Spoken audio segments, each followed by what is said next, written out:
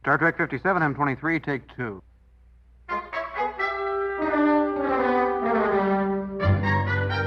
It's got Star Trek. Episode 57. Discovery, Season 3, Episode 11. Sokal. The other Hollow, the human. Is he also part of your program? Why do you ask? He was unexpected. He said he was from outside. I have not heard that teaching in a long time. How long has it been? There used to be lots of hollows that talked about outside. But the outside never came inside. Probably the outside is dead by now. Well, I was also programmed to help you understand what is outside. I'm sorry to have to tell you, you are obsolete. Then I suppose I should deactivate if you don't want a new connection. No, wait. We can still run the program. It has been a long time since I encountered a new program. All right. Let's talk about social units. You know what I think I've learned, and I think I learned the most from this episode, is that they call them Kelpians because they like kelp so much. We knew that. we knew that. I've already talked about that, haven't I? Yeah. Well, not about this episode. But why would that's again? That's why that's the out of universe explanation. That can't be the in universe explanation. No, they talk about kelp all the time. They talk about. They're all about growing kelp and shit. and collecting. That old kelp. hologram dude was singing to that About dude, kelp. and he was thinking about You know what? harvesting I bet the kelp, man. I bet they named kelp themselves. monster. I bet they named themselves first, and then they named the stuff that kelp later. I bet they called themselves Kelpians, and they didn't have a word for that stuff they harvested, and they're like, "Well, we love harvesting this so much, we'll just call this kelp." But we already called it kelp for centuries. It's a chicken or the egg. It's the chicken or the egg. Like, was the kelp called kelp first, or were the Kelpians called Kelpians first? You know what I'm saying? I'm saying the Kelpians got called Kelpians first by themselves. And kelp is actually not kelp. It's probably some space kelp, which is different. But that's the best translation they can get. What do you imagine would be different about it? It's probably got an extra chromosome. It looks like kelp to me. it's just one extra chromosome. Yeah, from a planet light years away. I mean, shit's not that different. One thing I think we've learned is that shit is probably pretty similar on other planets. You know, I'm sure it's weird and crazy. Wait. But it's just all weird Class mutant M versions. planets. We're not experiencing some fifth dimensional weird crazy Are you saying creature. shit we learned from Star Trek or from No. science? I just meant like over time because the whole universe is built up of hydrogen and all that stuff. You know, it's all the same shit flying around. You got your hydrogen over here. You got your hydrogen over there. You're gonna get the same kelp, give or take a chromosome. Who knows? There's so much shit we don't know that's out there though. So who knows? That's true. All right. So with that, I guess I can say welcome to the It's Got Star Trek podcast. I believe this is episode 57. It is. I'm starting to lose track. In which we are discussing Sokal. Episode, what is it, 11? 11. 11 of Discovery's third season. At the end of last week's episode, we said we would be discussing an episode called The Citadel because that's what all the internet said the episode they was going fooled to us. be called. Some places on the internet still say that. Yeah, they do. So, That's true. I didn't even think about that. Now, But he had quite a fortress there. well, real quick, I just want to note a Citadel. programming note. We are joined tonight again by our Philadelphia correspondent, Jimmy, who is in town only for this purpose. For the purpose of joining the podcast, and made a special trip here. And then Dan is on a secret assignment, so he's calling in remotely. He's on a special planet somewhere. That's just the setup. So you understand. So you get the lay of the land. So you kind of get the vibe of what's going on here. But anyway, It's from a place with good echo. with that being said, we can get into the discussion of the episode. Jesse's making me feel self-conscious about when he talks about echoes. Oh. No, it's great. Don't worry about it. There's I'm no talking echo, about it bro. because I'm digging it, man. Okay, cool. Just as long as we're all good and we're all cool. Are you cool, man? Are you cool? I'm cool. Are you cool? I'm cool, man. Right on. We're all cool. We're all cool, man. The naming. Okay, the naming of this episode. Last week's was a two-parter. This is not technically a two-parter But it because I guess should. it's just the main story continuing, right? But it does have a even though it's But it wicked does have a cliffhanger. cliffhanger, yeah. yeah, that's it. Feels more like a two-parter, right? Well, I guess thematically, presumably, this is not a two-parter because thematically something different. I don't know. I guess it's arbitrary in the end. Note that, Unification 3 was with Roman numerals, but then a lot of other 2-part episodes are part 1 or part 2. So, right. And then the it's first all episode make-believe. was a part 1, and we haven't seen the part 2 of it yet. That's right. Maybe that'll be the last episode. And sometimes the what I episode guarantee. name changes, but it still says part 2. Man, we live in a crazy world. Crazy world. I know. This corona. These kids and their chaos. And their kids and their coronavirus. Yeah. I broke the internet. I guess we should go around and give initial impressions of the episode. We can start with you, Dan, on Secret Assignment. I thought it was very, very exciting. There were parts of it that kind of like felt Lord of the Rings-ish or Harry Potter-ish Yes. or Final Fantasy or something. I agree like, with that. some of I the agree with the monsters were like I can Harry Potter-ish. picture like in Final Fantasy 3 or something fighting one of those flying like were those dragons or were they some kind that of fish space serpents? whale? It was like They a look like fishy Gormagons. flower. Yeah, They were flat. They were flower serpents. Weren't Yeah, they? that was They were awesome. Flower Flower serpents. Yeah, those things are cool. They look similar to the flower things from Picard. Yeah, totally. Yes. That's what They I was also thinking. bore a resemblance to the Gormagander, so I don't know if they Right. mashed together two different digital meshes. Meshes. Yeah, they were sort of dragony, fishy. I can't- Yeah, they were like What a did the dragonfish Like flying. I forgot what it looked like. It looked all flat and sad because it was Gormagander. beamed into a gravity It was just like environment. a space whale. Gormagander. Yeah, Gormagander. Gormagander. Not the tardigrade. Because that's a real thing. Tardigrade. Well, I think the Harry Potter observation is I hadn't. Gormagander's not real? I agree thought of with that. that because it The was Dementor The Dementor, action. yeah, it looked like a Dementor-esque. It actually did a decent job of moving along, and before you knew it, you're like, oh well, a lot has just happened. And I was like, I had to watch it again to be like, oh wait, what's going on? What's going on? What's going on? I shouldn't drink too much at night. It's Christmas. It's Yeah, Christmas. you should drink more in the morning, Jimmy. I was drinking at 2 a.m. Just throughout the day. Yeah. Well, how about you, Jesse? What was what was your take? Orions are assholes. Yes. The origin of the burn is something that I just wasn't expecting, and I think a lot of people are just like, "Well, I wasn't seeing that." Right. I wasn't. Yeah. Going No, there. that was Okay, that was out of left field. So here's the deal, because I feel confused, and we'll leave it to the audience to figure out what's going on here. Because when I loved the majority of this episode, I guess I'll give my quick thing there. After the first 20 minutes, I was like, okay, this is some weird, bizarre, crazy, interesting shit. It was fun. It was, Yeah. And I was digging Definitely it. Star Trek. Yeah, The first it was 20 Star minutes, Trek. I was feeling a little. I was like, this is getting a little. I was like, what's happening here? It was individually, all the individual components were fine, but for me, I was just kind of like, okay, all right, No, yeah. I hear you.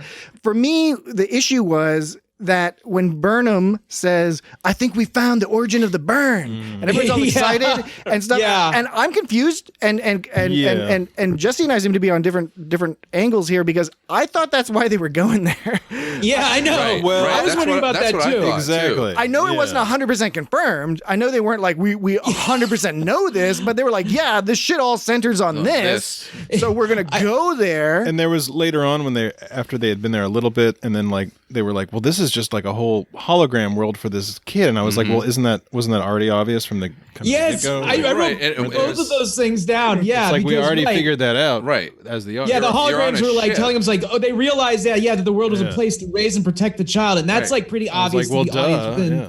a few minutes. And then the whole like origin of the burn, I was exactly that. Where what Patrick said, where it's like it wasn't 100% sure, but it's like, what are we feeling a little more hopeful about it now? Like, you don't need to string us along. Just like, the way it was Right. produced Like, seemed threw me you off a little bit. suspect- You suspect and then confirm. You don't need to suspect and then suspect a little more and then Yeah, confirm. I thought it would have been played a more along the lines of like, all right, yeah, see, we were right, yeah, we've proven our, more triumphant as opposed to holy shit, oh, we were totally thrown off by this. There were a couple things in the episode, especially in that first, like I said, about 20 minutes that kind of just threw me off a bit. Again, like the Adira storyline, and I love Adira. Yeah. The character is amazing, but I just thought that storyline seems to be spinning its wheels a little bit, and I'm was a really little- In the Curious. very, are you talking about the beginning part where like when Gray? when Gray reappears, and it's just It felt like they were just kind of like taking out the broom and just kind of tidying up her character a little bit. Yeah. Okay. It's also kind of weird. Like, I recognize that Stamets is all for her being there, but it takes my brain to sort of get used to the idea that Stamets is casually talking to something that he doesn't see or hear. Yes. Right. And I guess it's cool because he simply trusts her. Yeah. And that's cool.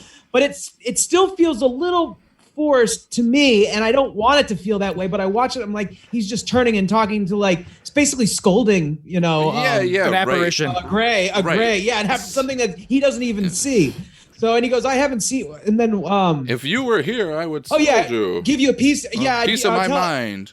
Give you a piece of my mind. It doesn't seem like they're really getting to the point to I can't tell why if Gray has been in and out of the story. Really? It's like they're just kind of touched it up dancing how he around was a little like, bit. this kind of sucks in the afterlife or whatever. I'm part of the. I think the components are there for a great and impactful story, but the impact is being distributed across multiple episodes. When to me it seems like, and maybe they didn't have time, you know, just with the story structure they were going for. I know that they have to make, decisions about where to place these things and the importance of things. But you take the impact away somewhat when you're stretching this out over many episodes. Right. Some in which maybe Adira, we don't even interact with them. Right. But the basic story seems to me to be Gray is there because Adira needs the help, basically. And now the lesson is going to be that Adira needs to let go of Gray so that Gray can reincorporate along with the other hosts and be all proper Trill style.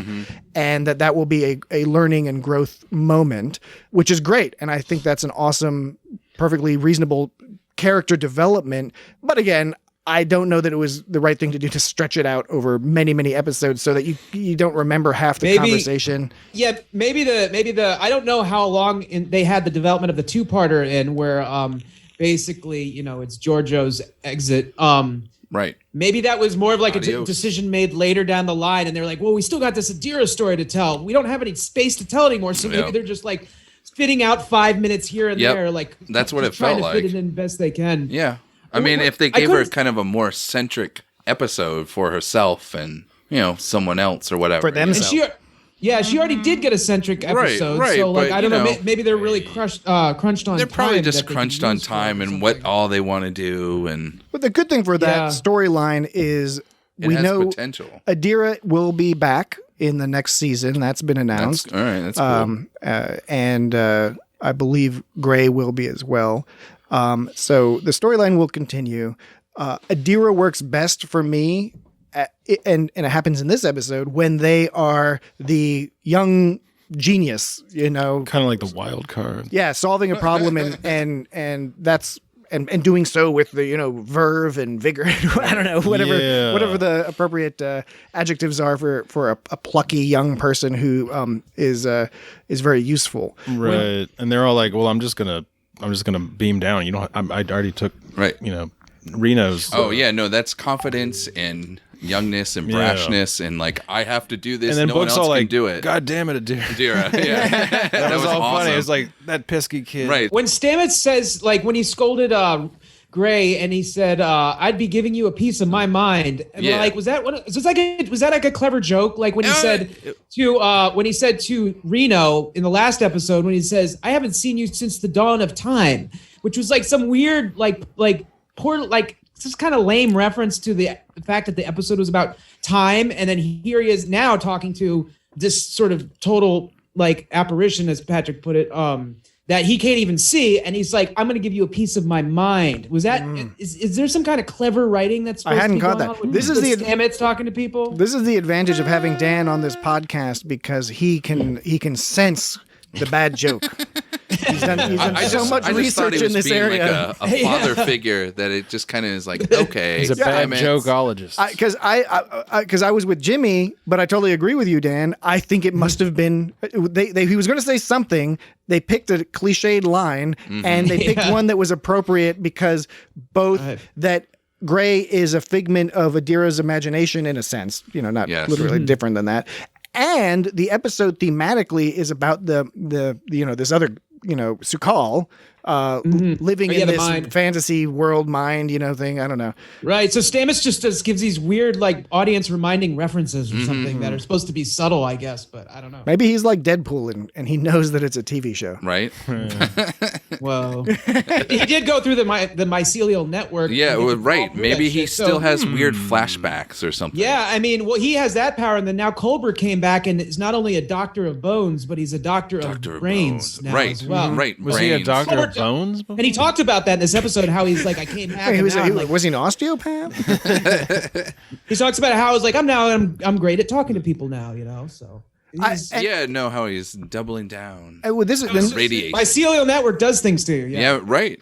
This does get to my point, though, Fungi. where certainly from my perspective, the individual components of the first 20 minutes of this episode were all between fine and excellent. I liked a lot of the scenes. I did really like the scene between Stamets and Culber, and Culber's explanation as to why he felt he needed to go. Yeah, I mean, I get it. Yeah, so all those scenes were fine it was just the way they were kind of put together, and I was, and in the end, the episode paid back for it by having, we transition into when they, try to go down to this ship and immediately are transformed, and we can discuss the logic behind that. I think I will say that on the internet, this episode has been very divisive. Some people, Some people really love it, and some people are like, I think I like the second Thor movie, and that was that the one? Dark It was World, basically like the Dark. I like World. it just fine. I watched that recently, and I was like, this is a fine movie. It's an okay. and movie, so if the second Thor, that's like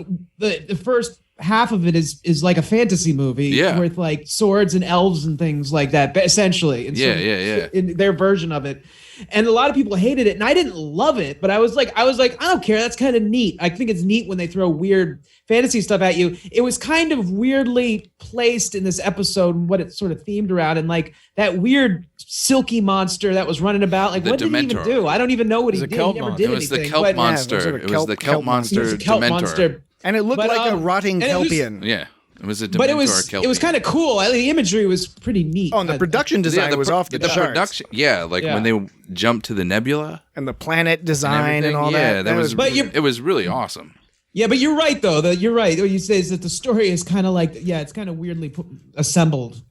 So I think a lot of people had a problem with just the basic conceit of they beam down to this planet and somehow like they are transformed through holograms. I couldn't care less because that's it was Star kind Trek of does like, stuff like that all the time. Yeah, it was very Star Trek-y. It was It's like, sci-fi. okay, It's a sci-fi. holodecky kind of show. Yeah, it was holodecky. And we got to see Doug Jones. Saru was playing Doug Jones. Right. Yes. And Burnham was a Trill, that and was Culber hilarious. was a Bjorn. My heels. Culber. Culber was hot as a Bajoran. Bajoran. I will say that. He's kind of hot as a human.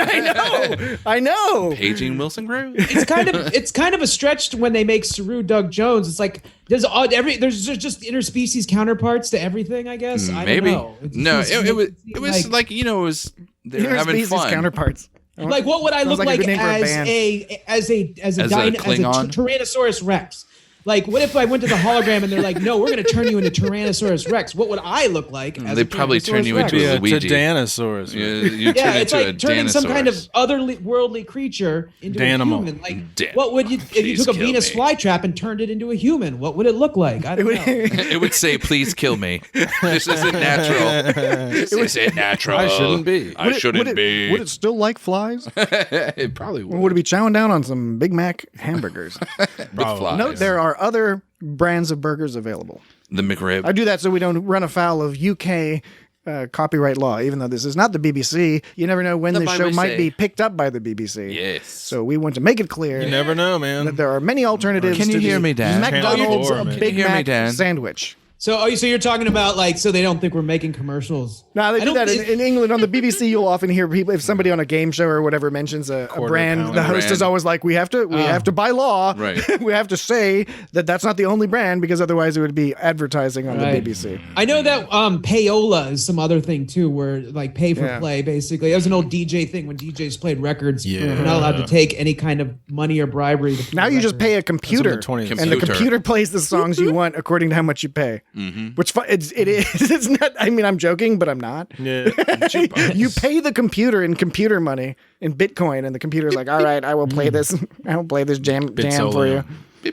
Nobody wants to listen to it, but we'll play it. We'll make them like it by playing it over and over and telling everyone that that's what they like. But yeah, so they arrive at this planet and it's all pretty, and Burnham is dressed like a She's Red Trill. Riding Hood. character. She's red and Dr. Hugh is blue, and then Saru is black. And even when their outfits kind of change up a little bit, they still keep the same color scheme. Yeah. I don't. Does anybody have any thoughts as to what the colors do? They mean anything yet? Or I was trying to think about that, and I couldn't. Really. nothing comes to mind immediately. Wait, the colors of Because what? it wasn't like their division colors for Starfleet. It was different. okay. Like their outfits. She would wear a blue. Burnham Right, was all in right. red, and Culber was in blue, and Saru was in black. I think so. Yes. Yeah, Saru I had didn't even black. think about that. Yeah. I didn't even look at that. Didn't Well, even cross because my like mind. before they went beaming down, like they were wearing like kind of like Batman. Yeah, stuff. they're tactical. Their They were doing tactical that, stuff. yeah. It was like That surplus they're like, stuff they get from the At least Federation. I'm not wearing like hockey pads. So I didn't even notice the colors. I mean, I know they were wearing something different, but like I didn't notice like the colors didn't occur to me as No, anything. I mean it's just a costuming choice. Maybe it doesn't mean nothing at all. It's just this was a stylistic episode. So you start paying attention to all the little things, since the Sukal is, for all intents and purposes, living in a psychic manifestation. You know, this sort of fantasy Right. land is like it is a holographic world. That's what we're being. You know, that's the assumption at this point in the story, anyway. But it's an extension of his psyche, right? Because he's got all these places like the Citadel and stuff, which are and the ghost monster Dementor creature definitely seems like a part of him in some way. Yes. Yeah, That seemed to, they introduced it as if it was going to present some kind of danger, but it never really did. it doesn't seem to. It Yeah, seems because to be like just Culber he's was just all like, afraid of there's the just outside. one like life form, and it's that guy. This must be some weird manifestation from his But didn't mind. it chased Burnham around though? But it didn't chased- do anything to It her. didn't really. That's do what I mean. It didn't do She just anything. It fell chased her around. upward. So She just they fell present- upward, and then they had the. So they fancy presented camera. it as dangerous, but then it never ended up really Yeah. going anywhere. So it's just kind of weird that I guess it was just there to, just add a more sort of texture to what was going on. I guess I don't know how long are Kelpians supposed to live, because this Right. happened. That's another good Yeah, that question. guy We don't has know. been living a long time. because they kept calling them the Baul. Would call them. Right. Right. Yeah, and so he's 120. It's at 25 least years. 125, 5 but then years, plus yeah. probably a few years. Because like couple Saru years. probably doesn't know because he grew up in the time of the Cullens. And he talked about Right. when they saw the elder Kelpian. Right. How old was that Yeah, guy? right. Was that How guy like old was that 300 guy? fucking years old? or Right. something? Yeah, like Saru would be an elder right now because like Yeah, you right. talk about totally. the elders, but like he's lived longer than any of the Kelpians back home. So So it could be that They don't- Sakal it's something to do with the fact that he's bonded with the lithium, the dilithium, excuse me, In utero. and maybe So that's they're- somehow prolonging his lifespan or aging. So they're all process. excited about finding this dilithium, but like it's still scarce. I mean, they could probably use that planet's dilithium up. Yeah, they could- at a reasonable. They're acting like it's a shitload of of. dilithium. It ain't that big of a Fucking planet. man. and Yeah, and they've right. already found out that they can use up some dilithium. So Oh, they can, yeah. They can. But if this follows traditional story structure, there's going to be some gimmick that is, like the Oh, old, yeah. like the old Greek tales where there's the thing that looks all great, and then it turns out that you can't use it for some reason. Or if you try to use it, something bad happens. Yeah. And then the one person's like, I'm going to try. At the end of Last Crusade, when the Austrian Nazi gal is all like, no, I can almost reach the Reach it- ground. Right. Yeah. Right. He's like, And no, let it's it like, go. no, this doesn't work this way. The guy out front should have told you. she falls down the chasm. Yeah, I don't know. The interesting thing about living in a world where you know about holodecks, right? And as a side note, I know some people are saying like, why would Burnham and Co. know about holodecks because they're from the 22nd They had century? that shit. I think they They had had that. they had something similar. They had that in the plans for the original TOS. They just sort of Well, never like used in the it. first season Discovery, like Lorca and Ash are using it to That's like right. fight It's like Klingons. it's like not She as good does as a say TNG one. advanced hollow program. yeah. But so I don't have a problem with that. But I do think it's kind of interesting to think about. You are living in a world where this technology exists. You know it exists. You've arrived someplace where you presume that this must be a holographic thing, right? Because you know the situation. There's a ship crashed on a planet. You know there isn't a mystical wonderland of crazy MC Escher steps and shit Yeah, like that. right. That totally MC Escher. And there's a monster that's chasing you around, but That then you looks got to like a be like, Dementor. but even if it's a hologram, sometimes those holograms holograms can be a little pointy. So you just don't know. So like, even if you're positive it's a hologram, you still like, maybe I should run. And I do think that they were playing that. Burnham was playing it sort of that way, where she was running. She was like, all right, I don't want to like just let this thing attack me. But she wasn't running as if she was running from a horrible beast. Right. You know, Yeah, you know what I'm saying? Shitting myself. She was watching it. She was like trying to figure out in her head. She's like, I don't know if this thing can hurt me or not. Yeah, I mean, we all know from like episodes of Star Trek that the safety protocols can be like broken or whatever.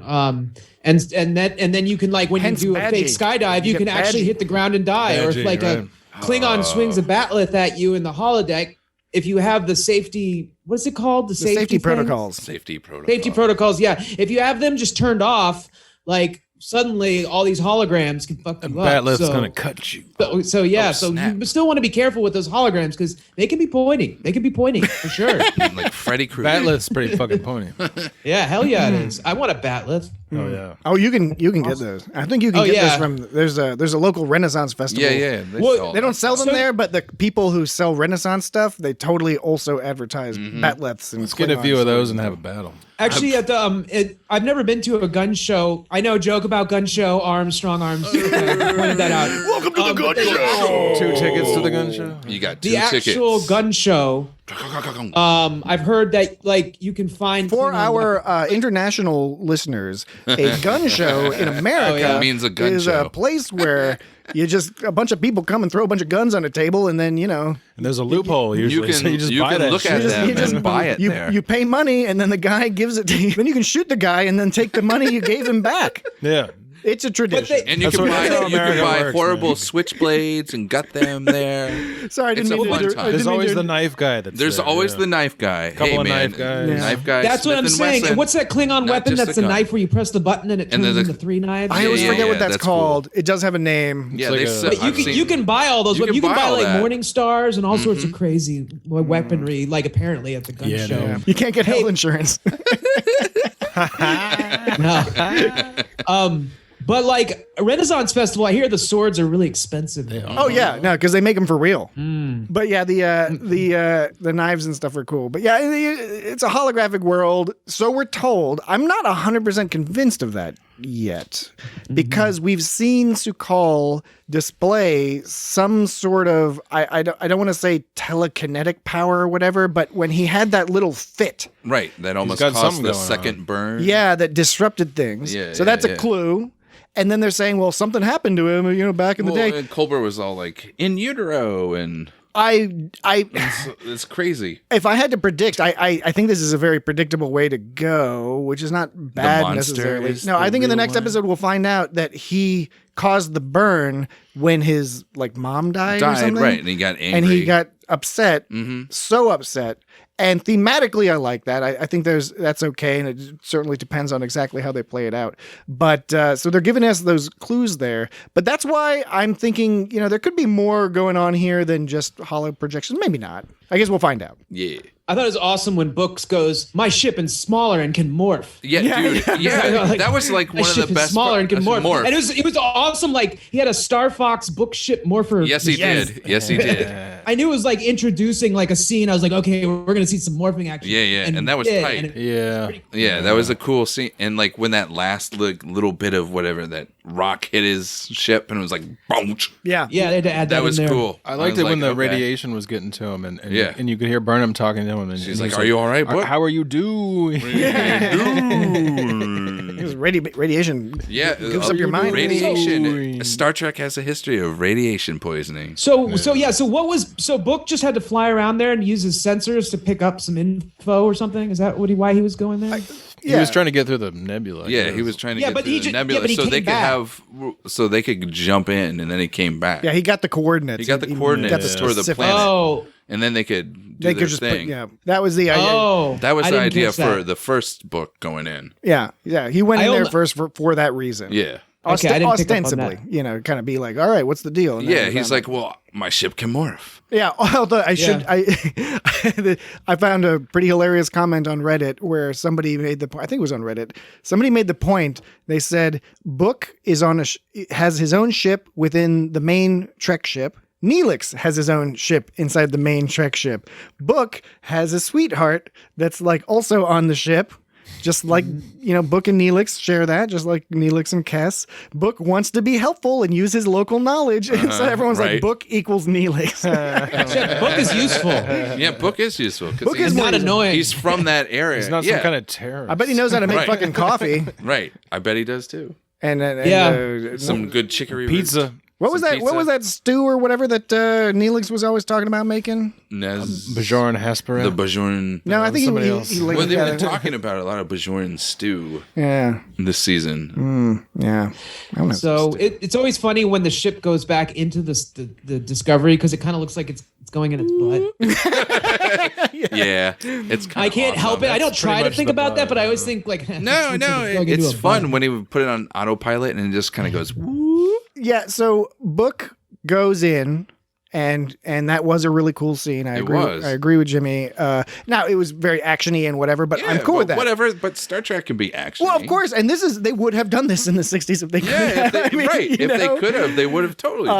So I don't have a problem with that as long as it's not too long or too ridiculous. I think this was totally and when they produced it in such a high quality way, it was exciting and interesting, and it didn't go on for too long. He got in, got the coordinates, figured it all out, came back, got his radiation meds. Right. Got Grudge the radiation. But Grudge is meds. still favoring its left paw. Yeah, that's cute. So There's got to be something. Grudge is a girl. I think so. Totally. Yeah. And Because there's, I swear there was an episode where they referred to it with like a male pronoun or something. Well, Like- it's animals. yeah. Because It I know he happens. referred to her as a queen, and this episode they definitely referred to Grudge as a girl, but like I could have sworn for a while I couldn't tell because I thought they referred to it as a man in an episode. All cats Grudge are girls. As a male Well, cat, it's but like I don't know. She I holds a don't know. grudge. All cats are girls. I'm presuming there's Book going to of be Life. another shoe to drop when it comes to Grudge. That Grudge is Yeah, some sort I of, think so too. monster Yeah. Or some kind of an actual queen God, that right. has been cursed by a Ferengi or something, and has to break the spell. Maybe it's Where maybe it's them Captain Kirk Klingons? evolved. Yeah, it's Captain, Captain or de-evolved. Kirk. Or Captain was it evolved or Cats. de-evolved? or it could be Riker. Could just be some That would be cat in a cool. coat. Riker traveled back in time and converted himself into a cat. And then he ends up or maybe it's Data. unconverting, and then he saves the day at the end of the season, and then he will have saved the day at the end of Lower Decks and Picard. This was a line they bring in. Burnham's holding Grudge, and then he walks in and goes, "Hello there, lady," and then he takes Grudge. So yeah, he calls them her lady. Yeah. Why did they need DNA recombinations? Was it Because of radiation poisoning, man. Radiation made their DNA all Probably discombobulated. unspooling. Yeah, It was yeah. probably What it does. unspooling, man. Unspooling it, Radiation's just bad. ripping it apart. Radiation's bad. I'm kidding. You don't want to deal with that. You don't want radiation That's not poisoning, cool. man. You do not like. You gotta You don't avoid like that. You don't like that. Look real. at the Spock got it in Star Trek 2. Yeah, join the rest of your Captain friends who are Captain avoiding Pike- radiation. Captain Pike got that shit. Yeah, dude, Captain Pike knows a thing or two about horrific radiation. Radiation and Jesus poisoning Christ. is awful. Oh yeah. All right. What did so- people think about how? What did the people think about how the dilithium planet looked from a distance? Graphically, it looked awesome. What do you mean by It people? was People cool. like- You mean us? Like I like how they were going through the nebula clouds, and they come Dude, out the on nebula, this- Oh, like there was- the production was amazing. Yeah, and there it was was like another a scene where movie. it's like the Discovery jumps in when it jumps in That was cool. near the planet. Yep. It's like, or I don't remember if it jumps in or jumps out, but it's like just real quick at the beginning of the scene, and it's this planet. Well, and it jumps in and it's does all this like. flippy and- Yeah. No, really. I think it was when really it well jumped done. in. I think it was when it jumped in. It shows this giant shot of like the planet and Discovery, And it was the planet it's looked all cool. awesome. Yeah, no, planet's cool. The dilithium planet definitely looked cool. But this whole time they're showing us all this amazing imagery, especially in both outside of the ship and in the sort of holographic world part of it, right? And I really was like, I can't wait till they turn off the holograms and we get to see what the ship looks Yeah, like right? inside. I really want to see Yeah, what right. That's what I would like to see. I was too. like that when that happens, when the illusion goes down and it's all like, oh, it's a bunch of bulkheads. Maybe that'll happen next episode. Presumably, I hope so. I hope so. I'm interested to see how they resolve this because they have set up a lot of interesting stuff. I mean, we'll get to the Killy Osira, or Tilly, I should say. Killy. Tilly Osira stuff in a second. But the story with Sukal, you have this, I don't know what you call it, man-child or something. I mean, this is Ecstatic gratitude. Yeah, and I can't remember the name of the actor. He has 3, 2, 1, 1, 2, 3. Do you have it, Jesse? Because he hasn't. No, I was 3, 2, 1, 1, 2, 3. I was trying to look it up and I couldn't. Yeah, I think I saw it once, but he did a good job playing the sort of. I don't know. It's really hard to play a person who is lacking experience. You know, I thought he did a good job of that because the whole like lacking knowledge and experience. I mean, he has a fair amount of knowledge from his programs, but to portray that is very tricky, I think, because you don't want to come off as sort of a simpleton or some other potentially offensive, stereotype characterization type thing. Right. And I didn't think he did. I thought he did a good job. Like he was being like a 11-year-old kid or something like that. And curious and interested. Like, I don't like this, but come back here for a second. I guess it's sort of a Arrested Development sort of thing. Yeah, that's what I was going to say. The actor's name is Bill Irwin. Bill Irwin. That's right. Bill Irwin. Yeah. So when I first saw it looked very Freddy Krueger-esque. Yes. I don't know. I don't know about like The anyone mouth. else out there. The mouth like, and the shadows. Like the shadows. Like I was like, when you first see him, I was like, oh shit, it looks like Freddy. And he's living in a dream world. Welcome to prime time, bitch. You know what? That's like, oh man. I'm glad you pointed that out because I hadn't made that connection because it was pulling at my brain strings what this was reminding me of. And this whole world he has is similar to Freddy style dream world. It was the dream world, man, and Freddy. Stuff. I was like, that's this what is it Freddy is. in dream world. I was just like, holy shit. It's Freddy Krueger meets Harry Potter. And yes.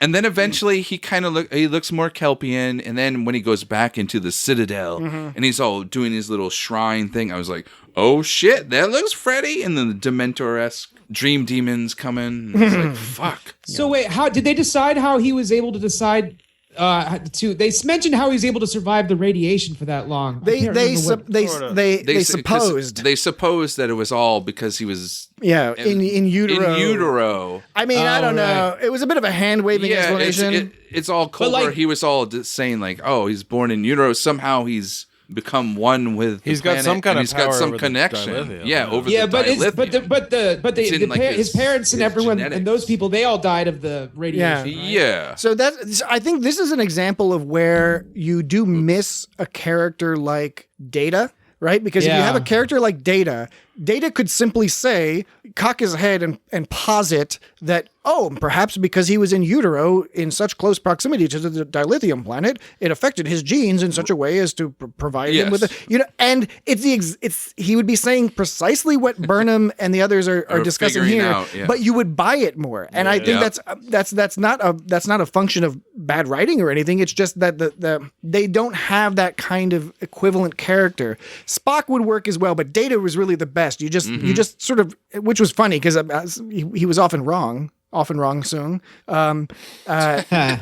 He was often wrong, but he said it with such conviction, and he's an android, and everyone looks up to him and wants to, thinks. Well, there's another part where they were talking about like they got to the planet and they were all changed and they were all surprised and they were implying that their health was more in danger now than they originally expected it to be. Because radiation because they didn't have their pills. Yeah, they didn't have the radiation. Yeah, wait, why did they miss? How did they miss taking their pill? No. Oh, they didn't have them because they turned their exactly. They turned. So wait, they the lost hologram, all their gear. I didn't catch that until the second view. Yeah, they lost all their gear. Wait, so how did they? But it was just a hologram. Everything was a hologram. Like, man, wasn't it? Like I don't know. Saru turned into a human. Not really. He was just a hologram of a human. First of all, my heels are touching the floor. We're making that assumption, as are the characters. So I think it's safe to call it that for now. Like I said, maybe something else is going on here. Mm-hmm. But even beyond that, Saru even comments, maybe we just can't see our equipment. Right. For the same reasons we see each other the way we're seeing each other. So the holodeck really can mess with how your feedback. An advanced holodeck. Like pressure, feedback, and touch and sensitivity and stuff. So It was. I guess it has to because the holodeck is not that big of a room, so it has to trick you into thinking you're walking around miles and miles. And a lot of people, the problem a lot of people had with this episode, according to the internet, was when Saru said, my heels are touching the ground. Yeah, my heels are touching the ground. That's what split a lot of people because a lot of people like me were like, all right, whatever. I barely paid attention to it. And the other people were like, well, that's ridiculous because how I apologize because I'm sure some of our listeners think this. I'm not meaning to mock you, and I immediately went into a mocking tone. But I don't know how to do it otherwise. I was like, well, how could his heels possibly touch would his sensory perceptions change if he was on a hologram? Right. First of all, he might not be like on a holodeck, right? Secondly, it's an advanced holoprojector. Yeah, we don't know what that means. That's the answer to any questions we might have and any complaints. Star Trek. But yeah, what are you going to do? What are you going to do? What are you going to do? My heels touch the ground. So... What do you think about that? Yeah, that life when we first met Kyle, what was his name? It's in the title of the goddamn episode. The Citadel. No, Sukal. When we first meet him, he almost gave me like a Golem vibe at first, but then it was Freddy more Krueger, just like, man. But then it was more just like, yeah, I guess there was the Freddy Krueger, and then like when he talked, you really did get a feeling like he was an innocent child, though. So it was like these weird switches. Well, the other parallel this has is to the episode where Riker is having his mind manipulated by that little alien boy on that planet. Remember, Riker lives through the multiple realities, and it turns out that it's the boy is some sort of alien boy who's been alone for a long time. So now in that case, the boy, I forget how old the alien creature was, because I don't even know if the alien creature was a boy himself or child or whatever.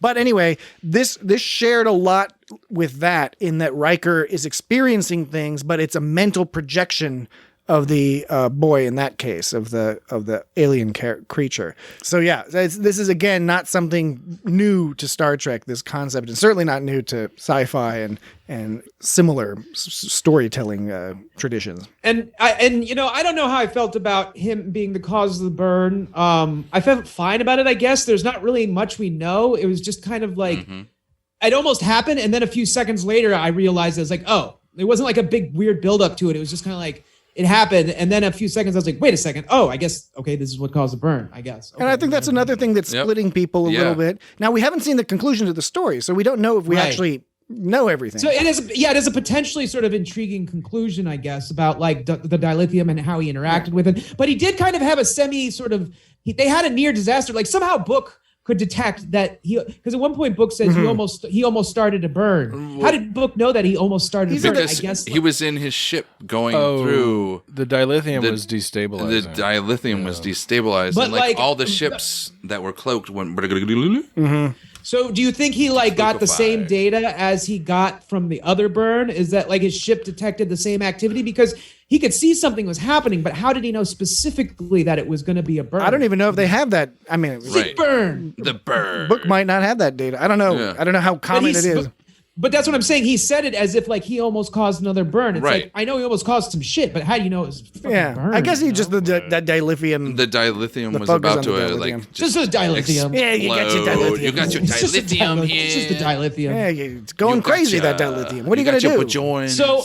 So I guess that kid part of the reason why the kid doesn't feel like the radiation is because in utero he got it. Yeah. He probably got some other superpowers from the planet in utero as well that connected him to the dilithium. So when he gets mad, it's that whole thing. It's like when he gets mad or vibrates scared, the planet, the dilithium everything blow up. Yep. I guess it's one of those deals. It certainly seems probably it will be that. There's the story right now, the information we have at this moment, and if you're listening in the future, tough luck because we're not there yet. The future, we're on our way. Maybe you all have the vaccine. Yeah, hopefully. Hopefully you're all safe. We're not there yet. But go get your fucking shine box. But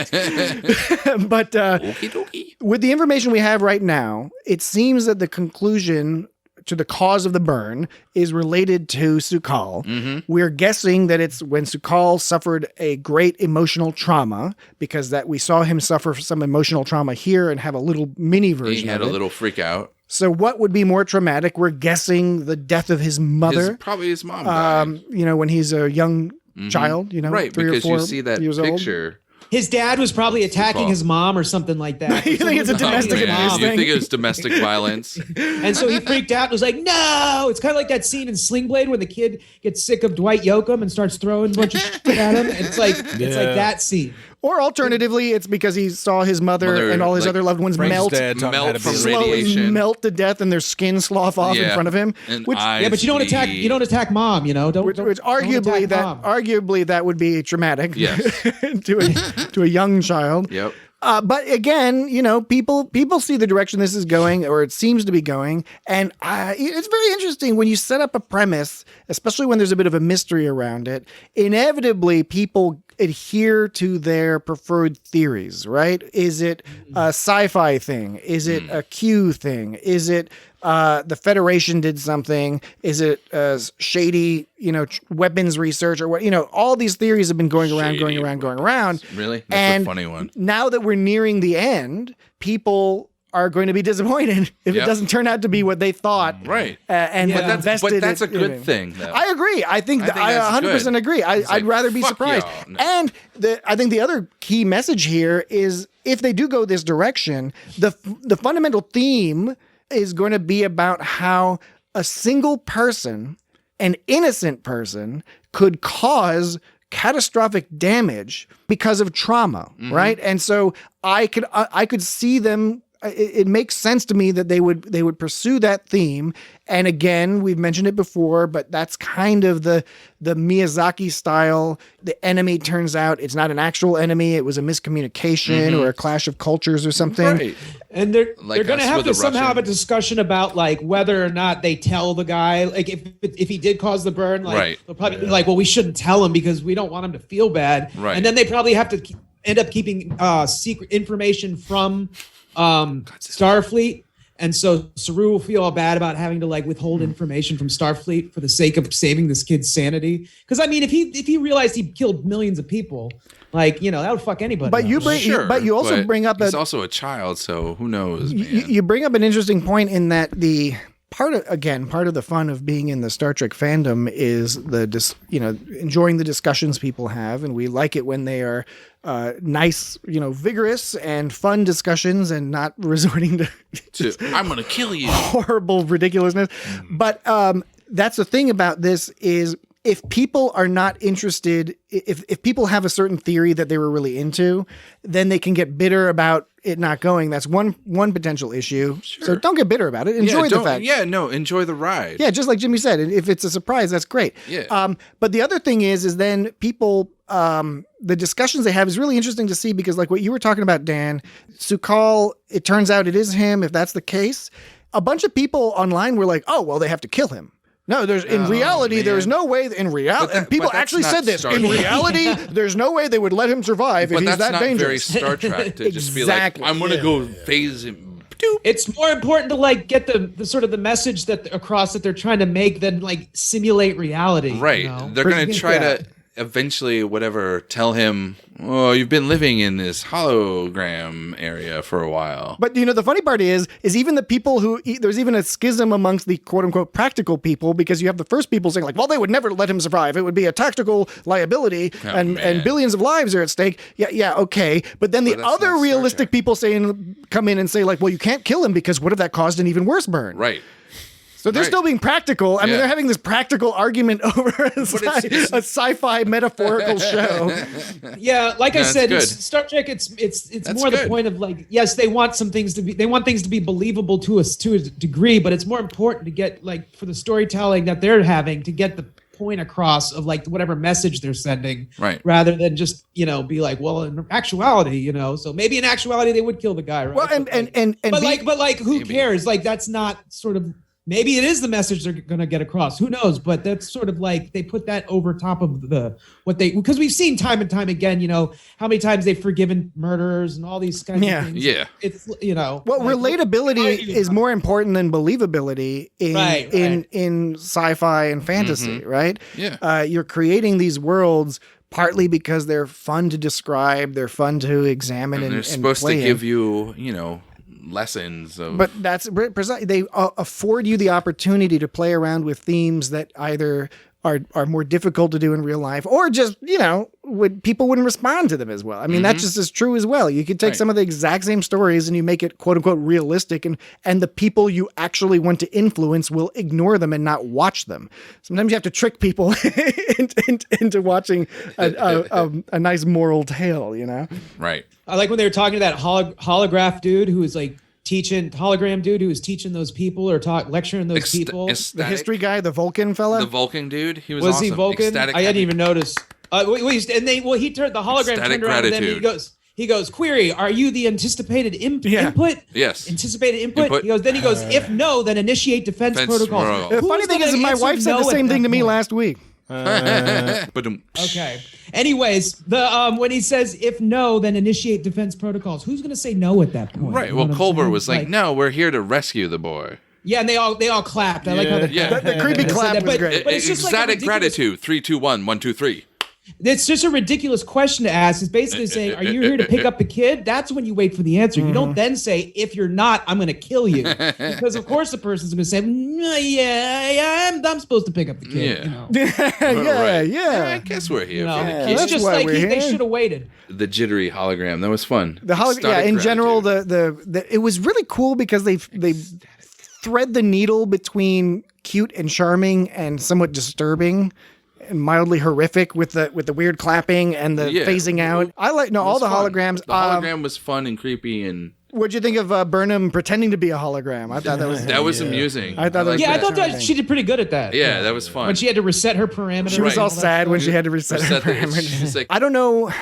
I thought they just did such a great job of putting the audience in the position of Burnham and the weird awkwardness of pretending to be a hologram because this person you're talking to is dangerous, but also you want to help them. I mean, there's so many layers of complexity there. Burnham was this episode, like, okay, what got me with her was in the beginning when she was questioning like Saru's capability if he was emotionally like attached. And I was like, oh man, really? No, you can't say that.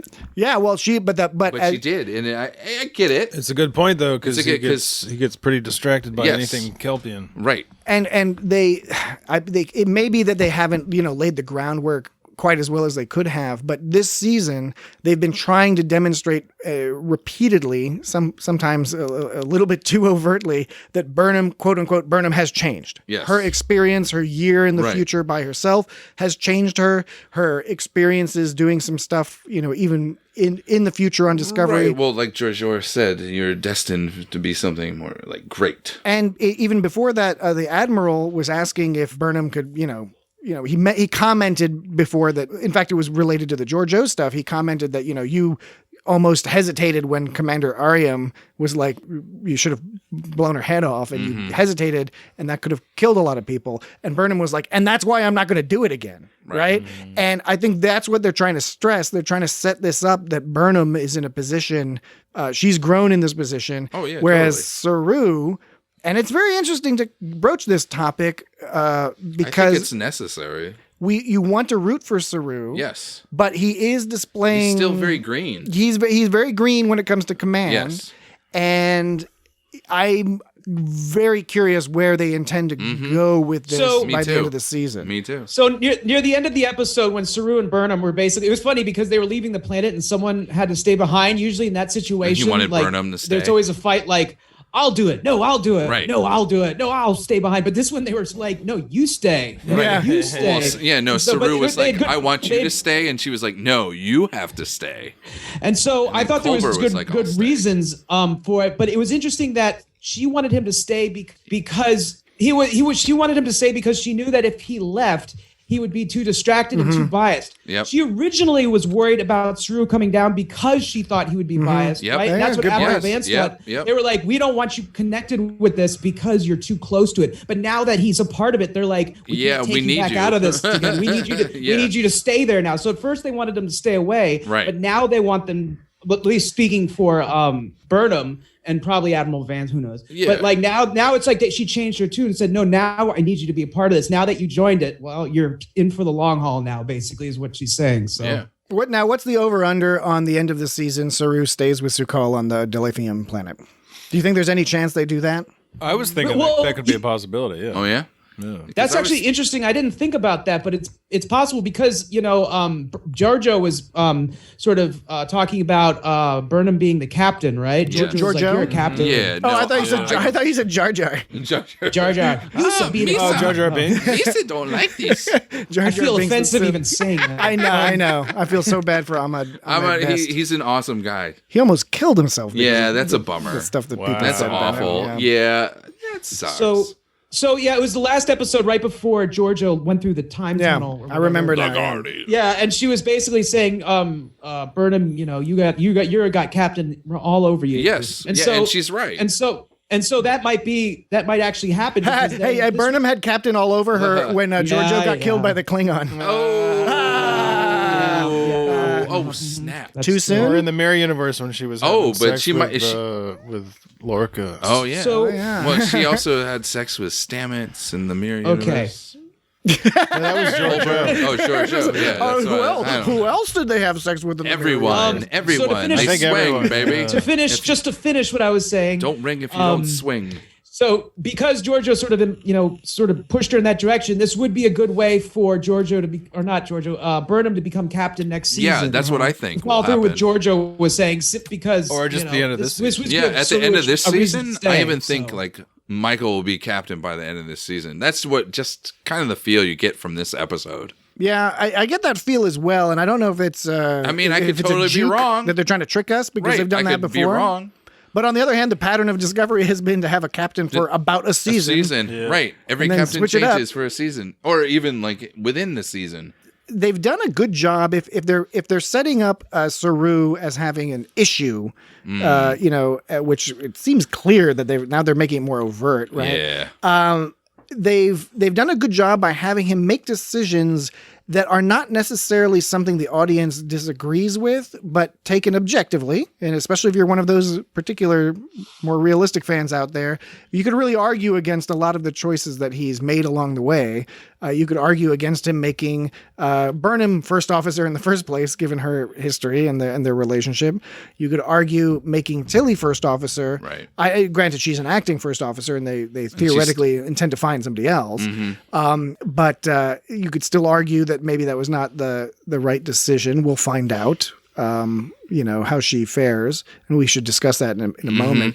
But yeah, I tend to agree that maybe good chance that he's not the captain of the Discovery. Who knows? Maybe Burnham's not captain either. But right. I think good chance that Saru is not captain. Now, I don't imagine you get rid of a character as interesting and beloved as Saru. Yeah, no, I don't think that can I think happen. he'll be on. But they might do something similar to Lower Decks at the end, where we know, presumably in the second season, Boimler will be on a different ship for a while.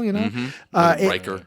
They have the space. The advantage of the serial storytelling is they do have the space to do that here, where Saru gets to go off and have some other sort of adventure at some point. Yeah, that would be cool. Might do that. I guess we'll find out more, obviously, in the next couple episodes how that goes. But interesting to theorize about what might be going on there, given what they've discussed. Given what's happened in the show so far. When at the end, when they go when those soldiers go, "What you want is irrelevant." Is this some kind of future half Borg thing? They look like I think so. I think Osira has some sort of future half Borg. It was in Star Trek when you say something like that. That seems to me you're evoking the Borg. Yeah, it was kind of my way of sort of weakly asserting that invoking the Borg instead of fully committing to it. I kind of maybe some kind of maybe it's kind of related to the Borg a little bit. Right. Maybe it's a little bit. Oh, so you're saying they're the Borg is what you're saying? I'm not saying that, but I'm saying it's hard to not draw the comparison when you use that language in the context. That was my point. Is that my point was that I was basically giving this sort of half-assed assertion, and you were pointing out you're saying the Borg. Just say the Borg. Don't say. I think it's at least a 5/8 ass. Yes. I think you're undercutting your assertion. I think it's more than half-assed. Slightly more than half. Yes. Slightly more. I think there's slightly more than there's something there. The way they acted, the way they marched, the way they talked, and it's weird because it's just something we see very briefly. But it did stick out, right? It jumped out, that whole 11/16. Wait, did they say that Borg? Did someone say the Borg patrol the time tunnels? Did somebody say that? No, it was the transwarp. It's the transwarp tunnels that the Borg were all using to get around all super quick. That's what obviously Osira was using. Back when the Borg were still scary. When the Borg were still scary, and all of a sudden they just pop up. They just pop up at Earth. And they'd be like, "Ha ha! Here we are at Earth. Yeah, we got you." This place is called Earth. Man, the Borg We're would the be so Borg. pissed off if they were like, at some point in the future, we'll evolve to the point where we'll be in service to the Orion Syndicate. Yeah, right. Yeah, that would explain why they use the transwarp tunnels to like get to Discovery, because Book was like, they're Orions are crazy. assholes. Yeah, they who would are. do that? Yeah, I was saying that like the Orions would probably have permission to use the transwarp tunnels because like they're in cahoots with the Borg. I guess that would. And you get the impression in the future that everyone's trying out. They're using all sorts of different things. You know, there's the quantum, the quantum this or that, and the like the their transwarp. and how they looked. I don't know, like the old weird comic kind of person to me. There's an old Frank Miller comic, Dark. It's Batman and it strikes again. It's where Batman retires. He comes back.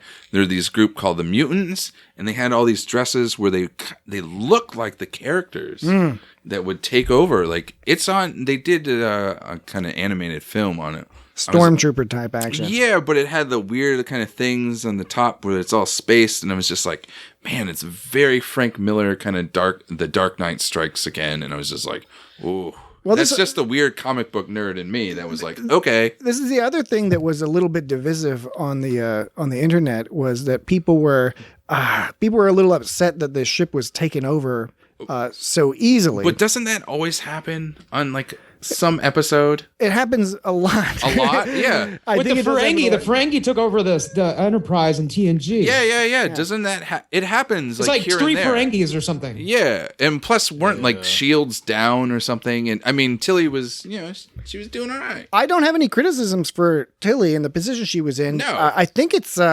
potentially somewhat awkward because there is going to be this question of Tilly being too young, too green to be able to serve as first officer and truly be in command. I think she'll come through though. Well, I do too. Because I think she did. I was like, I don't know what I would do different. Right. Granted, I don't have any sort of military background, but I was like, everything she did She was doing by the book, I think. Yeah. They could have jumped away, sure. And that's what she was trying to call for. She was like, fuck them, we're going to go. Stamets, go. And she's like, hello, where are you? And of course, people were suggesting that why didn't Stamets have a bunch of guards around him? But again, A, it's Star Trek, and B, this all happened in like the span of a couple minutes or something. Like, okay, it was quick. If you're on a aircraft carrier or something, maybe they're quicker about that stuff. I will grant you that. But this guy's a goddamn Ruski. But I can see where people are coming from, where it's like, all right, the Osiris ship just comes and basically just takes Discovery, which kind of sucks. But there were constraints, right? There were constraints on Tilly's decision making. She didn't want them to get Discovery, but she also didn't want them to get to the planet. dilithium planet. Not only not to harm their colleagues, but also because there's like shit going down there, right? What do you think the fact that Osiris shows up? What do you think that implies about the Federation? Because Osiris, according to this episode, according to Admiral Vance, attacked Kaminar because she was trying to lure her, because she got wind. I mean, she figured out what other people have, that not just that, but that Saru was potentially susceptible to this type of thing, right? And it's like there's a mole on Discovery. Yeah, and she's there though, and the Federation's not. Yeah. So you got to wonder, okay, she not only got the coordinates somehow, and she's there, so she had, transwarp or whatever, she was able to get there. We don't know yet. But also, did she just leave Kaminar when she got what she needed? Did she destroy all the Federation ships? Right. It's very open-ended. What's going on there? Are they going to get back and everything's going to be all fucked up? You don't know. Yeah. I mean, although from what we've seen in the past, even though the ship does appear to be very powerful, the ship that Osiris has, I mean, they fucked it up that one time. Yeah. I know. And she was like, that was just a structural thing. Yeah. She was like, oh, we fixed that. We fixed that. But it does.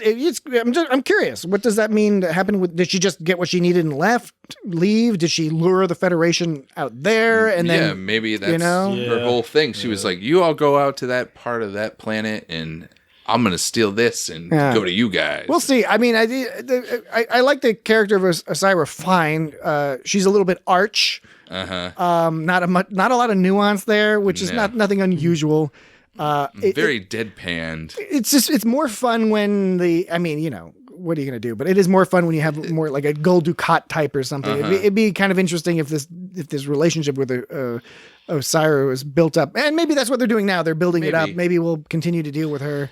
Well, yeah, they played her up as just like she's really straight up an evil person. Like when it shows her killing her nephew. Oh, right. Yeah, right. You know, and that's just kind of there to say, like, yeah, she's bad. She doesn't fuck around. And like, that's kind of like to your point about like, maybe it would be nice if she were more nuanced than that. It almost undercuts the evil somewhat when you make them just too evil. Right. You're like, oh, I just really want to hate this person. It's like, that's an easy kind of hate. It's more interesting when you hate them and kind of like them in some ways. Yeah, because it makes you hate yourself. That's awesome. No, you got to root for the bad. Yeah, like wrestling. Khan or Dukat, or even more complex, like Kai Wynn, who everyone hates, but she was a nuanced character, even though she was so loathsome. But there's still something a little extra there. So we'll see. They have opportunities in the future. We'll see where the story goes with Osira. But regardless, that's the deal. They're kidnapped. They're taken over. And then those crazy tentacles. Yeah. That was awesome. Which was another thing that I really liked. That also had some of that Picard vibe. You know, the future alien creatures. Oh, yeah, right. It was they were tentacly. Yep. Not exactly the same, but it was kind of cool. It was cool. I liked it. They called him human, not human. Frankie said human. They said human. So now from Earth. One thing I was thinking, and I wanted to see what you guys thought of this. Osira comes out, and because of the scenario, she was able to fairly quickly subdue the Discovery, steal it, and has gone off to who knows where. Apparently, Federation headquarters. We'll find out soon enough where it ends up. We know, Osira doesn't know, but we as the audience know that Discovery, the computer, has been fused with the sphere data. The sphere data has in the past protected the ship itself and the crew. And I'm going to make a strong assumption here that the next episode will be a combination of Tilly doing clever, awesome things to help get the ship back, but also that the sphere data itself is going to, I mean, honestly, they won't do this, but they could do a whole wacky comedic episode of the ship doing all sorts of hilarious. Just fucking with Osira. Like opening drawers and shit and making the Borg troopers like trip. It was like, wah, wah. That would be awesome.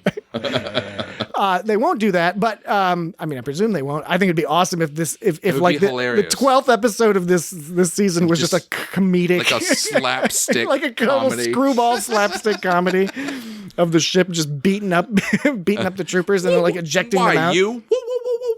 But what do you think? What do you think, Dan? Do you think there's that the sphere data is going to come into it next week? Sure. I mean, why not? I don't know. Like, might as well. You're not as passionate. You know? I thought I was saying some pretty fucking brilliant shit. I like that hypothesis. I like that. It's believable. It would make sense because it would make sense. That's their thing. That's their lifeline. They right. have for them. Yeah, man. So they're protecting all that knowledge. Yeah, I was actually, when you said that, in my head, I was like, that didn't occur to me before, and that makes a lot of sense. Like, it seems to be like, I think that's a good call. And I think it just, now that you mention it, it makes so much sense that I'm like, well, yeah, of course. Like, but even though it just makes too much sense. Just makes too much. I think you're on point. Well, we'll see. We will see next week. It's a good hypothesis. I dig It's got Star Trek. It's got Star Trek. And what about that? The Freud reference there. Where? Oh, with Tilly's all talking to Osira. She's like, "Oh yes." Oh, the projection stuff. Yeah, the projection stuff. And I love how like all the crew were all like looking at it and like, "Oh yeah." The banter was good. It was entertaining. Yeah. I was digging it. It was fun. I thought Tilly was going to be shaken for a minute, but she wasn't. And she was like, fuck this person. Yeah. I swear there was a shot in the scene where they were battling. Right, and then she was sitting in the captain's chair, and then and it went away, and some shit went down, and then it came back to her, and her hair was all different. Kind of fucked up. And the shot went away and came back, and her hair was okay again. I swear this happened. Wow. There was this one shot for 3 seconds where her hair was all messed up, like she'd just been in a bad battle. Well, which makes sense, but it wasn't. Her hair is smooth. The continuity was broken. Though. Yeah, no, it's totally broken because it's fine, and then it comes back to her, and it's all like her hair is disheveled.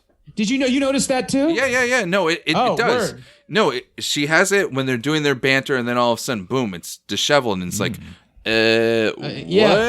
And then it keeps the way how it is. Gotta go back and I thought that was good. I'm glad someone else. Yeah, no. I noticed that her hair was all like, it was perfect. Isn't it funny that these are these mega high budget television shows And then with this amazing production values and special effects, great acting, great editing, great music and stuff, and they still get some of that stuff. Yeah, man, like her hair. I was like, what happened to her hair? Like, is it something off? It's going to be in a book at some point. It's going to be like a special short where it just shows her like freaking out for 5 seconds. Yeah, it's like, whatever happened during that day? Yeah, it's like Tilly's hair.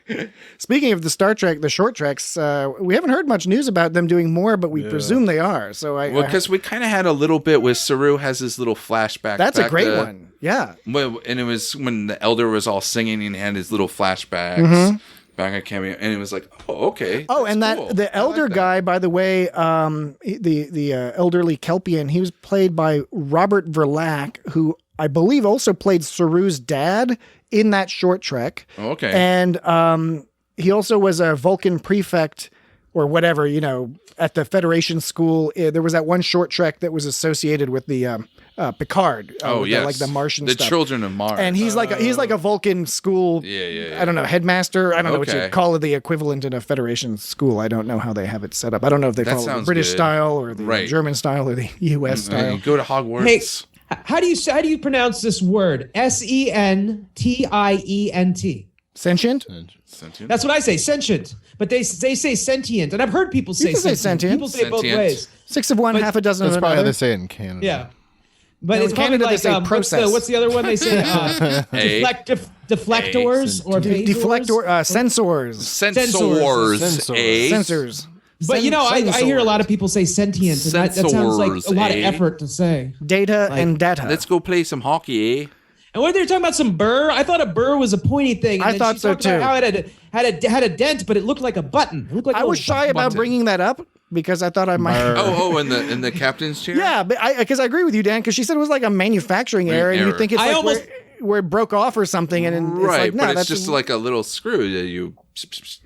I almost didn't bring that up too because I didn't know if it was worth it. But no, it's totally worth it. Because it was like confused about what was going on. Well, I didn't bring it up because I forgot about it. Well, it's all because like Burnham is all talking about her first time in the captain's chair, and she's trying to help out Tilly do all her thing and be like, everyone goes through growing pains and just like nervousness when you're first in the chair. It's a moment when you where, have the con.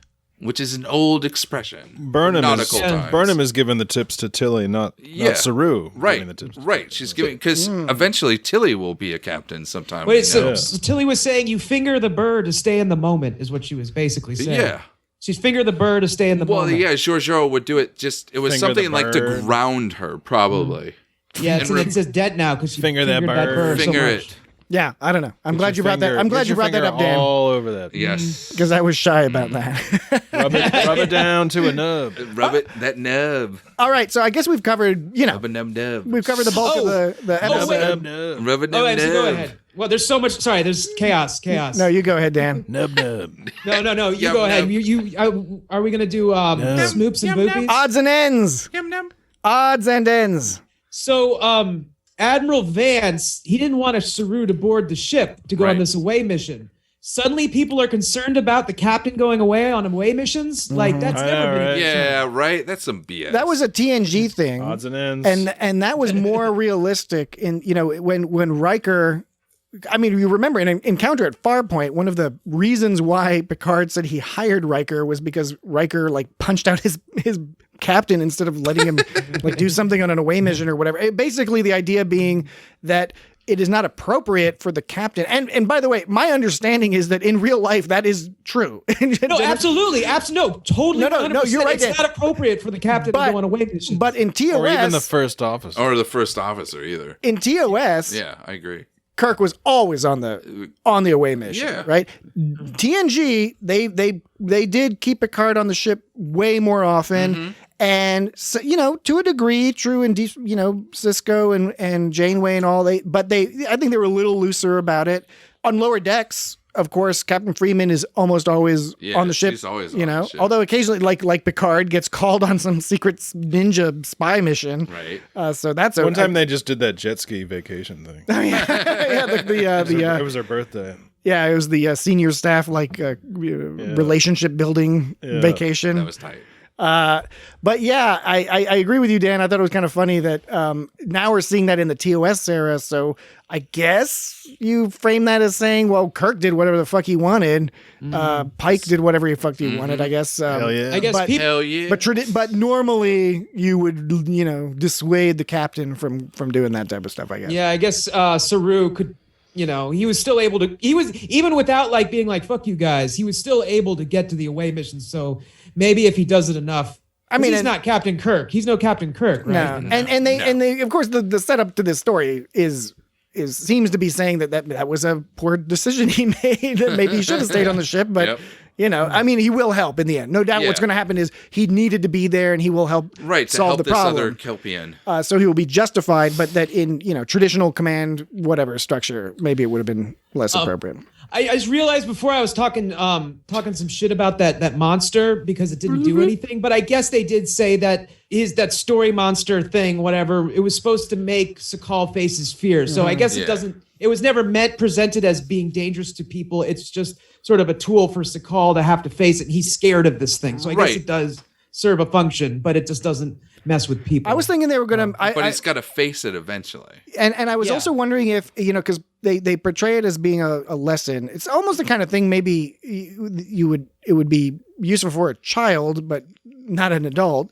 But then there's also the aspect of maybe it was designed for him as a kid to keep him from going outside, to keep him from opening the door to the radiation horrible wasteland. Yeah, that's good. But that it's long since, like, he's not going outside, so it's kind of no longer serves that purpose and is more psychological in a sense. Yeah.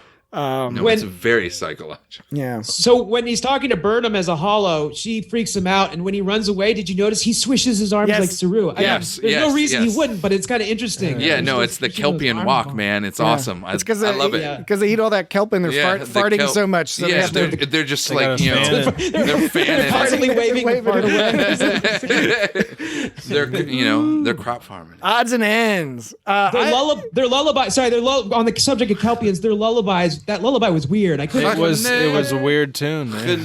Yeah, it had some pops to it, and it was hard for me to pinpoint like the structure. It was like really weird. Yeah, no, I hear you. I thought it was like a little twinkle twinkle with like some Arabic thrown in there. What was the meter? What was the how many measures per? It was a weird meter. How many beats per measure? Was it like 3, 4? It was sort of asymmetrical. Yeah, I did like odds and ends. I did like with the elder, a subtle thing, but an important world building thing with the elders explaining his purpose. His program's purpose was to teach Kelpian and Baul culture and history, which is an indication that the Kelpians and the Baul found a way to coexist. Yep. Because that was part of the plot line before, in season 2, I guess. Yeah. Right? And it's a subtle little thing, but it's great. I really like that they add that in there, and it's something that a lot of people might not even catch because they're not fucking geniuses like I am. Yeah. But that they put that in there so that you can see, you get that little bit of universe building information that whatever problems they had, that we saw we saw the beginning of the solution to that problem, we can now be happy to know that they resolved it.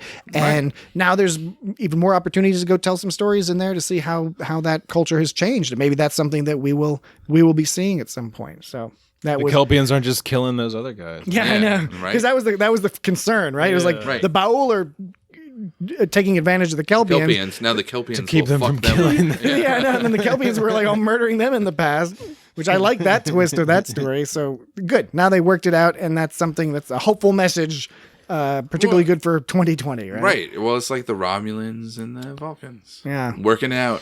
But where are the Klingons? I know. Yeah, right. Where are the Cardassians? Maybe we'll see some. Sorry, I haven't been around for a while, but like...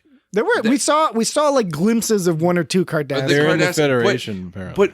But okay, so you have the Orion, but where's like in the Borg? Where are all these people? And Borg's probably just another. Really. Well, we think the Borg that might have been Borg. That might have been future Borg. That is Borg.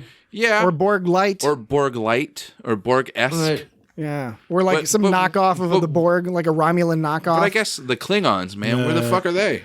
Yeah, because they have not. Where are the Klingons? They haven't even mentioned. Yeah, I don't think have they've they? mentioned, or if they have, it's been a real super flyby. oblique with no It's actual like, information. You don't have Klingons in Star Trek? There are a couple maps out there where people have taken screen grabs of the Federation headquarters when they got the tactical maps going, and you see Bajor and an area like known as like where the Cardassian Bajorans, space. man. You see where the Emerald Chain is, where the Andorians and stuff. Okay, I have to check that out. There is stuff out there, but yeah, you don't see a lot about the Klingons. Now the Klingons are in theory they're more in like the beta quadrant, depending on which quadrant design you subscribe to.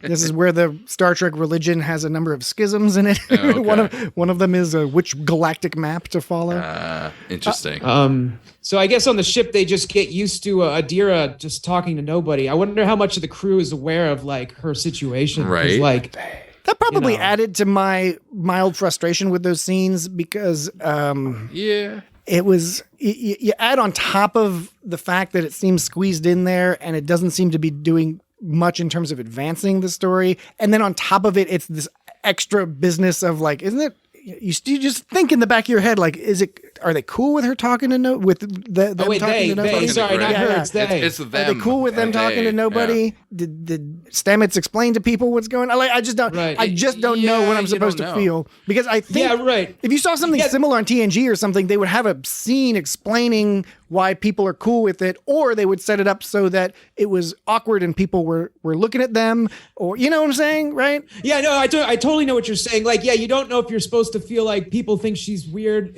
Like, I don't know if I'm supposed to feel embarrassed for them, Adira. I don't know if I'm supposed to feel embarrassed for them because like nobody knows, or if it's just everyone's cool with it and that's a non-issue. I think that's a good way to put it. I think you put the nail on the head, or whatever the colloquialism is, where it's the audience doesn't know exactly what it's supposed to be feeling. And it's not one of those things where, we're making you conflicted in feelings. No, it's more, I don't know how I'm supposed to be reacting to this. I don't know how I'm supposed to be feeling for Adira and for the people around Adira. So I don't know. We'll see how that resolves. I mean, Adira's a wonderful character. Gray is a wonderful character. So I'm hoping they just pour do my more love out for Commander Reno there. Oh yeah, Reno had one line. Yeah, she had one line, but she fucking nails it, man. It's just like, what was the line? It was like, it's like, what do you think? It was. What do you think like I'm doing? What do you think I'm doing? Yeah. I think it was. Yeah. What do you think I'm doing? Like everything's off. What do you think I've been trying to fix? Yeah, it's like you need to be doing this. And it's like, what do you think I've been doing? And it's like I'm already doing that. Stamets. F you. F you, Stamets. Yeah. F you. You little banter. But no, she gets the best line in every episode. Yeah. No, she's great. I just wanted to pour my appreciation for her. They should do a spin-off show that's Star Trek Reno. Yeah. And where Jet Reno gets back to Earth and goes to Reno, Nevada and sets up shop. Starts a casino. Starts a ramshackle casino. And a bunch of Ferengi work the floors. I just keep thinking about Reno 911 now. The show. That's a good one. Well, I get those guys to work for. Yeah, I do like how Adira went to her to get her calm and do her thing on book ship. It was fun watching that giant ship do the spinny thing before it jumped away through the mycelial network. It's always fun to watch some giant awkward ship do this and spin and then fly away. It's such a weird effect, but it's always neat. It is a cool effect. It is cool. Yeah, I do like it, and the upgraded refit Discovery. I really like how it looks. I mean, a lot of it was far off, like far away shots. Not as I think Discovery could do more beauty shots. They've done them a little bit here and there. That's one thing I do miss. I do like the higher pacing, I should say the faster pacing. In a lot of ways, that's just modern television. But I do enjoy the occasional we're just gonna make love to this ship for a little bit, just to hold it a little longer. And they made a joke about that, of course, in Lower Decks. I think to very good effect. But it's these designs are pretty awesome, and sometimes you miss out when it's all pew pew and the ship's all flying around, the camera's all flying around, and you're just like, what am I looking at? I think the last thing I was going to say is, so they named the child Sakal after a great tragedy, and so Sakal means end of suffering. And beloved gift. that's kind of interesting. It's just kind of like, it seems like a constant reminder of that suffering. So on the one hand, it's kind of like a bummer to name this person after it's like, oh yeah, a bunch of shit happened around you. But on the other hand, I guess it's a good way to face it because you have to constantly face the tragedy. Yeah, man. You can't run away. You have to deal with it. I don't know which is better though. Nah, yeah, I hadn't thought of that. But that's the manifestation probably of the Dementor creature. Right, yeah. The your point made me think, Dan, that I hadn't considered before. If we had a name in our culture that was assigned to people after something terrible happened, that it would be kind of awkward to be like, oh, hi, what's your name? I was like, oh, I'm Flarbnar. I'd be like, oh, fuck. Dude. Oh, man. Are you okay? Man. Yeah, right? Is everything all right? Your name means totally dismembered. Like, it's like, what if your name is it's like 9/11's over my money? Or something? I don't know. 9/11's over. That's not even My name is 9/11. 9/11's over. Yeah, what does My that name mean? is That doesn't mean 9/12. it might be offensive. I don't know. Nah. We're Americans. 9/11, we never forgot heard about of it. Like after 2 years. After 20 years, No, after 2 years, Yeah. Americans forget about it. Osama bin forgotten. Yeah, that's right. Odds and ends. All right. Any other final wrap up comments? Everyone. They did a weird camera thing where Burnham was laying down and the camera was upside down, and then it I started like that. spinning. It spun I like that how it spin. And then when it was like level with her, and it started, she started going up with it as it was. Yeah, no, I dug that effect. It was all fun, artsy fartsy kind of art school stuff. I realized that I didn't know that everyone cloaks now. Because Discovery cloaked and the other shit Osira, cloaked. Not just Romulans and Klingons. Yeah, man. Was that established in an earlier episode? That they ever... No, I don't think so. Not clearly. We have seen other ships cloaking and stuff, but because I guess the Defiant had a cloak. Yeah, back in the day, they borrowed one from. Yeah, but that was an illegal. They're kind of little. Right. It was kind of a smaller ship. That was a classic example of where they set up this whole thing where they have a treaty with the Romulans to use the cloak, and then eventually they just kind of forgot about that, and they're just like, yeah, we're just gonna fucking have this. Well, I think the Romulans just kind of disappeared as a power. So. Right. Yeah. What are you gonna do? All right. When you do when your star goes nova. Odds and ends. Are we good? You do. Dan, you good? You got your odds and ends in? You got all your ends in? You got the end. My main odd and end was that Culber looked hot as a Bajoran, but I mentioned that earlier. Yeah. I like that earring. They filmed this in an old Canadian prison. Did they really? I read that. Yeah. An old Canadian prison? Or whatever if it's not filmed, whatever they call it. It was produced. So digitized. Patrick, so That's now cool. if I think it is a good idea, like about the sphere data, like helping them out next episode. I like that. Is this an instance of you're too smart for the writers, or are you on point with the writers, or are the writers too smart for you if they don't do that? I bet you Patrick's too smart for the writers. I don't know. They're very good writers. Yeah. The writers are guessing that you're expecting this to happen, so they're going to do a. That's what I don't envy about writing for shows with huge built-in audiences, particularly the sci-fi realm. I think that would be fun though, because then you could give. There's so much like open territory. You just play with it and be like, that's the fun part of it. The less fun part about it is the blowback. Your own. Well, no. First, you're second guessing yourself. Where they're like, all right, are they going to expect this or not expect this? Right. And then whatever you do, as I was suggesting earlier, my experience anyway is whatever you do, someone's going to be pissed off about it. And then you start having to wonder, am I going to be artistic and write the actual artistic story given the constraints I have of production budget and all the characters and all that other stuff? Or are you going to feel pressure on you to be like, I want to get the percentage of people who are going to be cool about this to be like 70% or, I can imagine some mind wringing going on when you're trying to put these stories together. I'm sure. But because it is a product that you're selling. But I think, it is a product, but it's also fun. When I was talking about, when Jesse mentioned about, everyone's going to expect this awesome thing to happen, so we have to come up with something extra fresh. And Patrick, you expounded on that. That's an instance of the writer being smarter than the viewer, right? Because the viewer thinks they're smart, and then the writer's like either going to agree with you or they're going to be like, I don't think I'm smart. I know you think this already, so I'm going to do something different. And that's the instance of the writer being smart. Presuming Smart. I agree with you 100% with one qualification, right? Which is presuming that whatever the solution the writer comes up with that does surprise the audience, which is great if you can do it, that it is in and of itself an interesting and clever, because they could just do something stupid and people will be like, well, that was just dumb. I mean, that's the complaint people have about like the ninth Star Wars movie, for example, right? Rise of Skywalker. A lot of people are like, yeah, it's kind of dumb like what they came up with, but anyway, not to get into that whole business. That's a different podcast. So backball. We look muted. That'll do it for us this week. We will now give you the contact information for the show, and the contact information is feedback@itsgotstartrek.com. That's the email address. You don't got to use that though, because you can also get us on Twitter, right? And that is the @ symbol. itsgotstartrek.com. You can go to www.itsgotstartrek.com. There's not that many W's. You can go there. That's a website. Just 3 trace. You can do all sorts of crazy stuff at the website.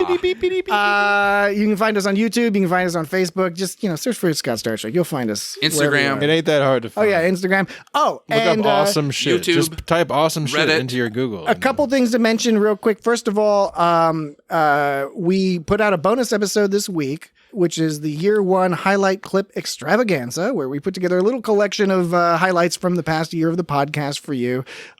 It's got Dan Glauber. Check it out. I think you'll find it entertaining. It's just, 45, 50 minutes or so of fun stuff from the last year. If you've got any friends you think might be interested in the podcast or not sure, send them a link to that, because that's something they can get a little bit of a taste. A little taste. A lot of taste. A lot of taste. A lot of flavors. For what we want. We have that. You got a lot of Bajoran. I also wanted to mention we made that. Bajoran Hesperette. Yes, there you go. I also love, we get a lot of great engagement with the audience on social media and all that, but I always have to laugh when we get something that hits way bigger than our normal stuff. And one of the things that this week was, I was just bored earlier this week, so I made one of those vibing cat vibing things. Oh, yeah. Superimposed it over Commander Burnham with the Faith of the Heart music playing. No, that's good. I was just goofing around, and I was like, I was just bored.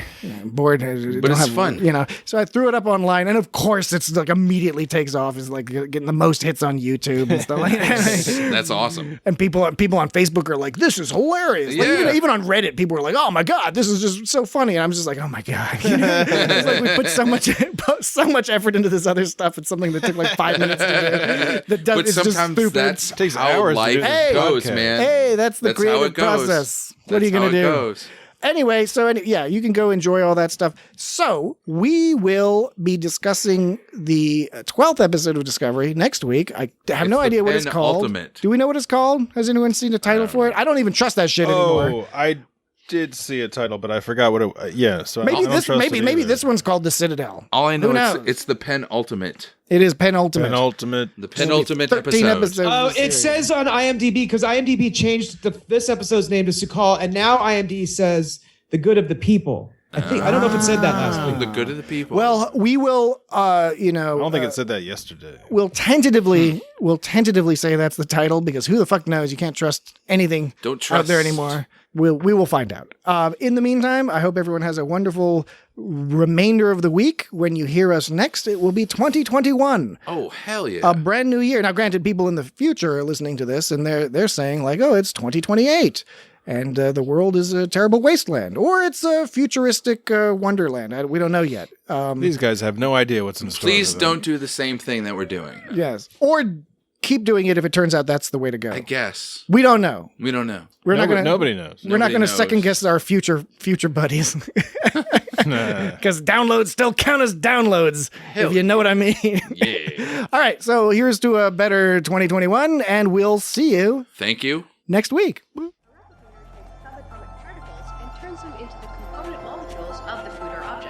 And then forms the food or object from those molecules, like a peanut butter sandwich, hash brat, or sauteed algae. Greetings. When the replicator goes down, you'll need a submicron scanner like this to get inside the panel. We are here in response to a Federation distress call. You are in the wrong program. Go to history and current events. The computer sees us as part of the program. That must be why we look like this. What is the purpose of this hollow environment? It's purpose, training. It's purpose, program precautions. Poor thing.